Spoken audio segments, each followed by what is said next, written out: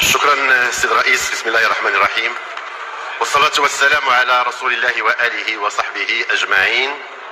أيتمادي استماع سلام ربي في اللون.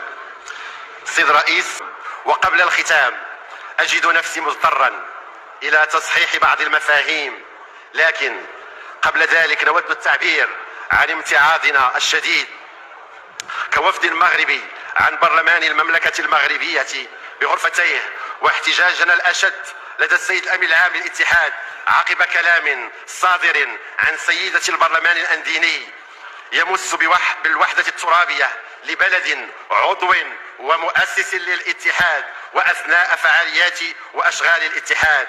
والسيدة ليست عضوة في الاتحاد، مجرد ضيفة، ولا تربطها أي علاقة بالتعاون الإسلامي، وهو ما نعتبره السيد الأمين العام المحترم خرقا سافرا لأهداف الاتحاد والتقيد بميثاقه، وزيغا عن فلسفة تنشئته ومراميه، وهدرا لحقوق الدول الأعضاء داخل الاتحاد، ومسا بكرامتهم، وخدشا لحيائهم، وحطا من وقار وهيبة فضاء الدول الإسلامية من خلال السماح لأفراد لا علاقة لهم لا بالعروبة ولا بالإسلام، فقط لهم علاقة وطيدة بزرع البلبلة وتسميم الأجواء الأخوية بين الأشقاء بالتدخل في شؤون داخلية بين أبناء الوطن الواحد.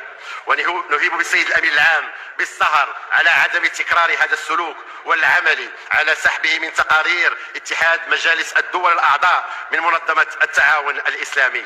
فالمغرب كما الجزائر الشقيقة عانى من نير الاستعمار ونير الإمبريالية، وكان كفاحهما مشترك من أجل الحرية. وحصل المغرب على استقلاله منذ منتصف الخمسينيات، ومنذ ذلك الحين وهو ورث للبناء واستكمال لوحدته الترابية. لذلك وجب التمييز لمن اختلطت عليه المفاهيم بين المستعمر المعمر الطامع في الأرض والمجزئ لها، وصاحب الأرض الذي يسعى للذود عنها والحفاظ على إرث الأجداد من خلالها. ولإخواني في الجزائر الشقيقة أقول: هل كان لا بد للسماح بتعكير هذا الجو الأخوي لبلد جار وأخ شقيق يحل ضيفا بين إخوانه وأخواته بعد حفاوة اللقاء وحرارة العناق وكرم الضيافة؟ لا أعتقد أخوتي أن ذلك كان ضروريا.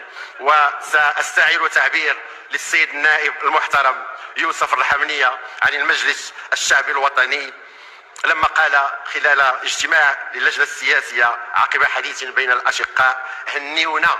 وهو تعبير دارج في المغرب أيضا. وأنا بدوري وسيرا على قول السيد النائب المحترم أقول لكم رجاء ثم رجاء باسم العروبة والأخوة والأمازيغية والإسلام: هنيونا.